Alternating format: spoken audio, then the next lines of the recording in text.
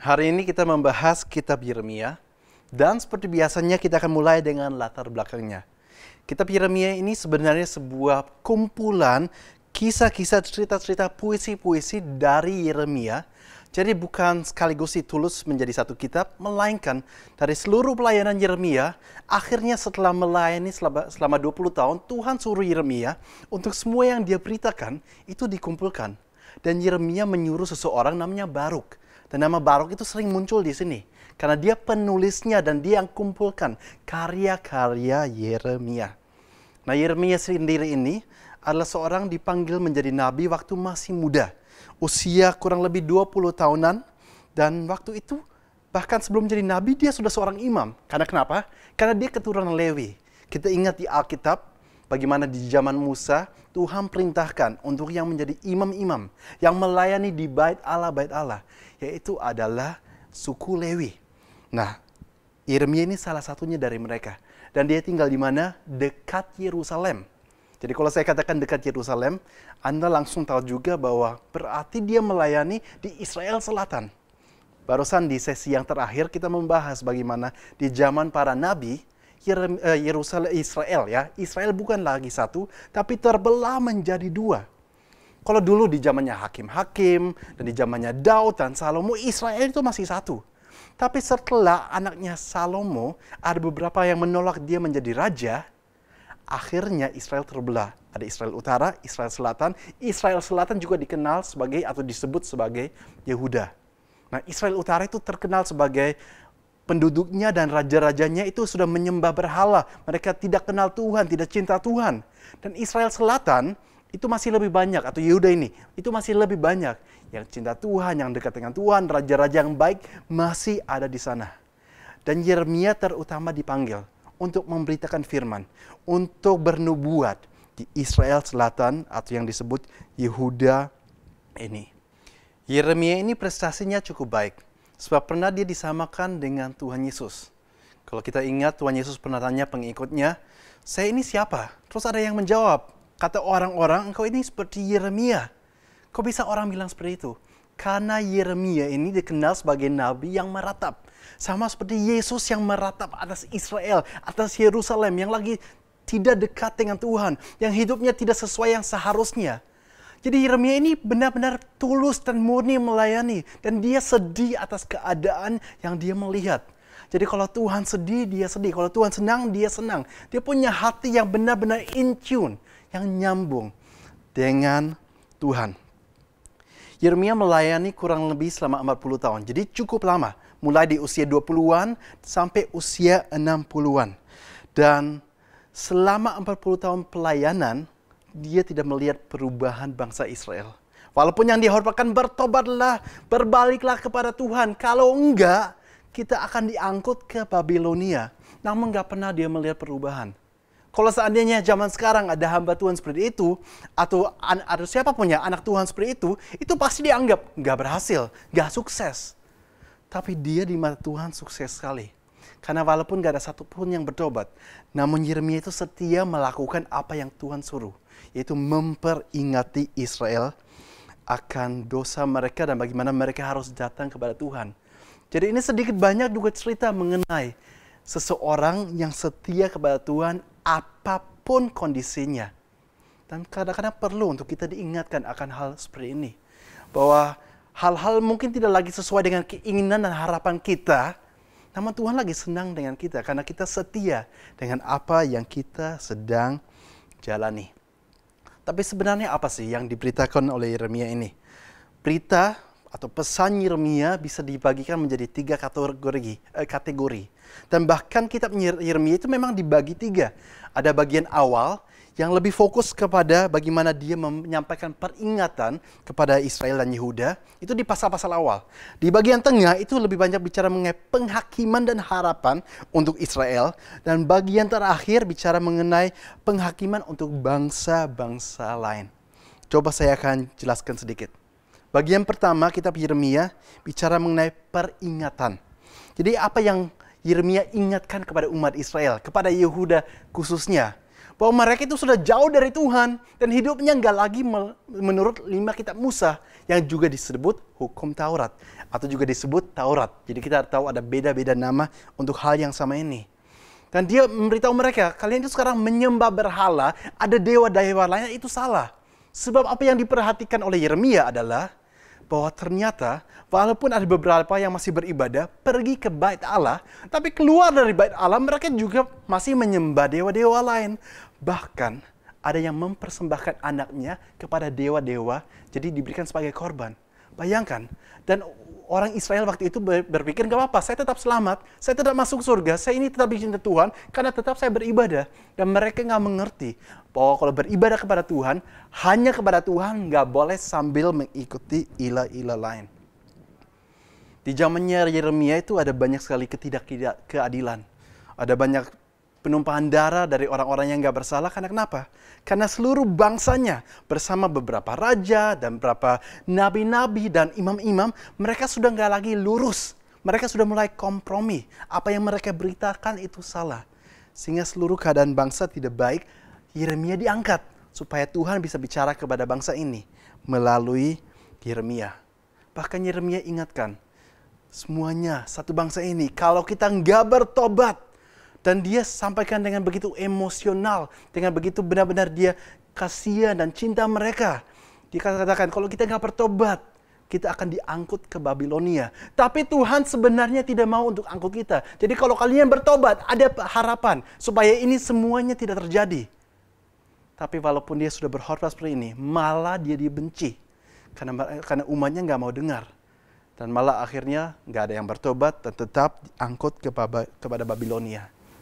Jadi dipikir-pikir pesan yang disampaikan oleh Yeremia mirip atau sama dengan pesan yang disampaikan oleh nabi-nabi yang lain juga. Saya bicara mengenai nabi yang masih lurus ya. Karena banyak nabi waktu itu kita tahu nabi yang tidak lagi benar-benar ikuti Tuhan, tapi mereka sudah mulai kompromi. Jadi contohnya mirip dengan pesannya Yesaya. Di mana dikatakan, oke, harus bertobat, kalau nggak bertobat diangkut nantinya. Cuma bedanya kalau Yeremia bukan cuma khotbahkan itu, dia akhirnya juga mengalami. Dia sendiri ikut merasakan bagaimana Yerusalem dan Israel itu sampai dibawa, ditawan sampai ke Babilonia. Jadi dia khotbahkan, tapi karena dia selama 40 tahun melayani, sampai dia juga pernah sempat menghidupi.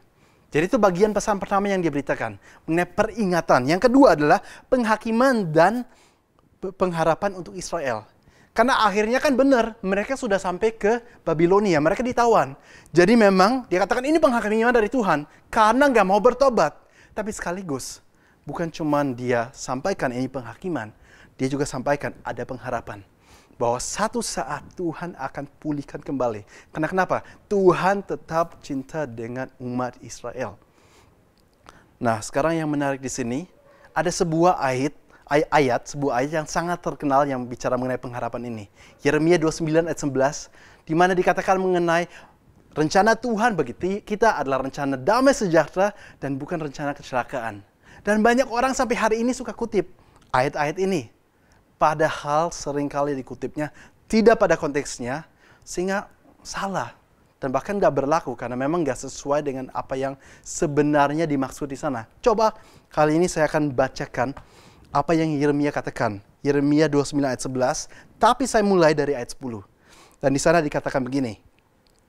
Sebab beginilah firman Tuhan, apabila telah genap 70 tahun bagi Babel, kita tahu mereka ditawan selama 70 tahun, barulah aku memperhatikan kamu. Aku, hanya besar berarti Tuhannya, aku atau Tuhan akan menepati janjiku itu kepadamu dengan mengembalikan kamu ke tempat ini. Jadi Tuhan bilang, memang rencanaku baik, tapi ini harus selesai dulu. Memang saya sudah katakan kalian harus bertobat, kalau nggak bertobat kalian dibawa ke Babel, harus selesai dulu. Jadi tapi rencanaku nanti tetap baik. Ayat 11. Sebab aku ini mengetahui rancangan-rancangan apa yang ada padaku mengenai kamu, demikianlah firman Tuhan, yaitu rancangan damai sejahtera dan bukan rancangan kecelakaan untuk memberikan kepadamu hari depan yang penuh harapan. Tuhan tahu dengan Israel ini yang menyembah dewa-dewa lainnya, mereka juga gak akan selamat. Tuhan sudah pakai nabi-nabi, pakai banyak cara, tapi mereka toh gak mau dengar. Akhirnya Tuhan bilang memang, kalau semuanya sudah gak bisa dan kalian itu gak mau dengar, saya pakai cara ini. Saya pakai bangsa lain, kalahkan kalian, kalian diangkut dan kalian baru di sana akan sadar bahwa saya ini adalah Tuhan dan kalian harus berbakti kepada saya saja. Tapi kalau seandainya sekarang ayat 11, rancangan Tuhan indah, penuh pengharapan, kita pakai di luar konteks, ya itu bahaya dan itu salah. Karena akhirnya itu membuat banyak orang kecewa. Mereka kutip ayat ini, mereka lagi ada masalah, dan mereka pikir berarti sesuai ayat ini, rancangan Tuhan itu baik, besok semua langsung oke-oke aja. Belum tentu. Contohnya satu hal yang kita alami sekarang ini. Satu dunia lagi mengalami pandemi karena COVID-19 Corona. Ya omong kosong kalau saya katakan, oke saya berdoa hari ini, besok saya bangun, dan saya yakin seluruh Corona selesai, semuanya kembali normal. Tapi kenyataannya nggak seperti itu. Dan banyak orang bisnisnya, finansialnya masih struggle. Karena memang Tuhan juga tahu berapa lama ini akan bertahan, namun di dalam kita bertahannya, Tuhan tetap bisa bantu kita. Jadi kita jangan pakai ayat di luar konteks. Kalau enggak, akhirnya kita bisa kecewa dengan Tuhan karena kita salah mengerti. Tuhan bilang bagi mereka, nah waktu ini 70 tahun selesai dulu. Tapi toh dalam semuanya itu saya punya rancangan yang baik. Saya lanjutkan ayat 12. Dan apabila kamu berseru dan datang untuk berdoa kepadaku, maka aku akan mendengarkan kamu. Ayat 13, apabila kamu mencari aku, kamu akan menemukan aku, apabila kamu menanyakan aku dengan segenap hati. Jadi rancangan Tuhan yang indah, yang penuh damai sejahtera, nggak ada kecelakaan, itu bagi siapa? Bagi orang yang dikatakan di sini ayat 12, 13, yang sungguh-sungguh menanyakan Tuhan, yang mencari Tuhan, yang berdoa kepada Tuhan. Jadi bukan untuk Kristen KTP yang asal kutip, enggak. Ini orang-orang yang di sini dikatakan mencari Tuhan. Orang-orang yang membuat waktu setiap hari untuk menyembah kepada Tuhan, berdoa kepada Tuhan, karena mereka tahu nggak ada yang lebih penting daripada berjalan dengan Tuhan. Jadi saya mau ingatkan kita semua, jangan kita pakai alasan terlalu sibuk, terlalu capek, dan banyak alasan lainnya. Terus akhirnya nggak pernah punya waktu sehari-hari untuk quiet time, untuk saat teduh. Nggak cukup kita cuma beribadah seminggu sekali hari Minggu, enggak. Tapi setiap harinya, hubungan kita dengan Tuhan itu harus dibangun. Itu yang dimaksudkan di ayat 12 dan ayat 13. Jadi Yeremia juga sampaikan mengenai pengharapan bagi mereka yang sungguh-sungguh menantikan Tuhan. Dan bagian ketiga dari apa yang diberitakan oleh Yeremia, dan itu di akhir-akhir pasal-pasal dari kitab Yeremia adalah mengenai penghakiman untuk bangsa-bangsa lain.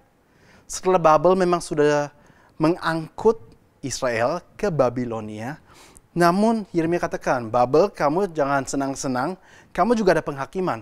Memang apa yang kamu lakukan memang harus terjadi, namun kamu tetap akan dihukum mengenai kejahatanmu. Dan bukan cuma Babel, bangsa-bangsa lain juga. Jadi kita melihat di sini sesuatu yang sama juga dengan apa yang terjadi di zaman Yesus waktu ada Yudas. Memang Yudas itu menjual Yesus, suatu hal yang terjadi dan antara lain dipakai untuk akhirnya Yesus mati di kayu salib, dan memang Yesus perlu mati di kayu salib. Tapi sekaligus ada penghakiman bagi Yudas. Sama dengan Babilonia, memang Tuhan bisa pakai skala keadaan untuk menyelesaikan rencananya. Waktu itu memang Israel jahat, ya Tuhan pakai Babel untuk memperingati Israel. Tapi tetap Babel atau Babilonia ini dengan rajanya Nebukadnezar tetap akhirnya akan juga dihukum. Oke, sekarang kita lanjut. Jadi kita sudah melihat apa yang menjadi beritanya oleh Yeremia. Tapi menarik juga kalau kita baca kitab ini yang cukup panjang, bahwa Yeremia itu pelayanannya cukup lama, sehingga dia sempat melayani sebagai nabi selama kerajaan atau pemerintahan 5 raja. Raja yang pertama di mana Yeremia mulai melayani adalah Raja Yosia. Dan dia adalah seorang raja yang baik. Bahkan lama-lama menjadi seorang raja yang luar biasa. Jadi nggak heran, banyak orang kalau memberikan nama Kristen kepada anaknya atau nama dari Alkitab, ada beberapa yang namanya Yosia. Pasti kalau nama itu dipilih hari ini untuk diberikan kepada seorang anak, itu pasti dari nama-nama yang artinya baik. Jadi kan seperti Yosia, atau mungkin ada yang namanya Paulus, dan sebagainya. Kan mungkin orang hari ini dikasih namanya Yudas, atau ada ratu yang jahat di Israel dulu namanya siapa? Yezebel. Kan nggak mungkin anaknya dikasih nama Yezebel. Jadi Yosia ini dikenal sebagai raja yang baik, bahkan menjadi luar biasa. Kenapa luar biasa? Karena di zamannya, seperti tadi saya sudah katakan, kita melihat bagaimana Israel sudah jauh dari Tuhan, bahkan menyembah dewa-dewa lain, bahkan mempersembahkan anak-anaknya kepada dewa, kepada ilah-ilah. Dan tiba-tiba ada seseorang, dia temukan kitab Musa, dia temukan Torah, hukum Taurat. Dan dia bacakan semua dan Raja Yosia ini mendengar. Dan waktu dia mendengar, dia begitu berduka cita, dia sedih, dia bertobat, dia merendahkan diri. Dia sampaikan kepada semua pemimpinnya bahwa ternyata semua yang kita lakukan itu bukan sesuai firman Tuhan. Karena selama ini dia nggak tahu firman Tuhan. Jadi bayangkan, ini satu bangsa nggak mengenal firman Tuhan. Jadi seolah-olah Anda hari ini masuk gereja dan Anda nggak tahu itu apa itu Alkitab, apa itu Perjanjian Baru. Jadi waktu itu benar-benar sampai hilang, akhirnya ditemukan kembali. Waktu dibacakan, Yosia itu bertobat dan itu yang menjadikan dia seorang raja yang luar biasa. Namun lama-lama dia juga meninggal dalam sebuah perang.